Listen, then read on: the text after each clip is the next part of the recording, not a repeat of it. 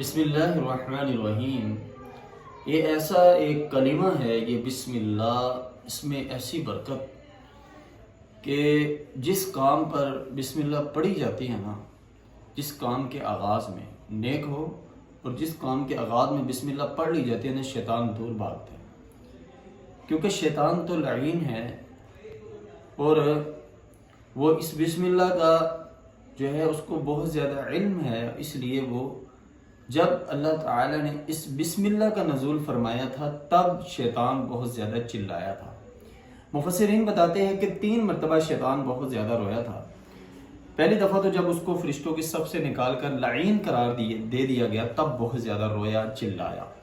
دوسری مرتبہ جب محمد رسول اللہ صلی اللہ علیہ وآلہ وسلم کی آمد ہوئی تب بھی شیطان بہت زیادہ رویا۔ اب تو وہ نبی آ رہے ہیں کہ جو لوگوں کو توحید کی دعوت دے گے، توحید کا جو ہے پیغام دے گے، لوگ ان کی بات کو بہت زیادہ فالو کرے گے، ان کے بہت زیادہ فالوور ہو جائے گے، تو شیطان اس وقت بھی بہت زیادہ رویا۔ اور تیسری دفعہ احباب اس وقت شیطان بہت زیادہ رویا جب اللہ تعالی نے سورہ فاتحہ کا نزول کیا تھا، کیونکہ کوئی بھی سورت جب اللہ تعالی نازل فرماتے تھے تو ساتھ آتے تھے بسم اللہ الرحمن الرحیم۔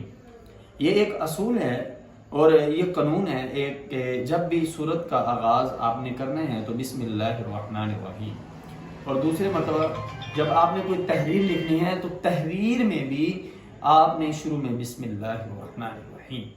تو بسم اللہ کے ٹوٹل 19 حروف ہے۔ آپ کو ایک بات بتا دوں، یہ بسم اللہ اتنی برکت والی ہے کہ اس بسم اللہ کے ٹوٹل 19 حروف اور جو جہنم کے نگران ہیں ان کی تعداد بھی 19 ہے۔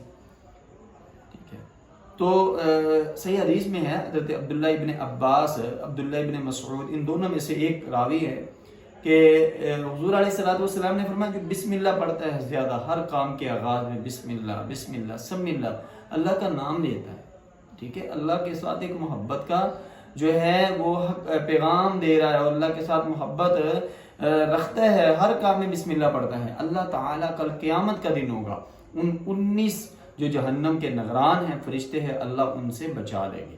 تو ہم نے کیا کرنا ہے، ہر کام میں بسم اللہ بسم اللہ بسم اللہ۔ السلام علیکم۔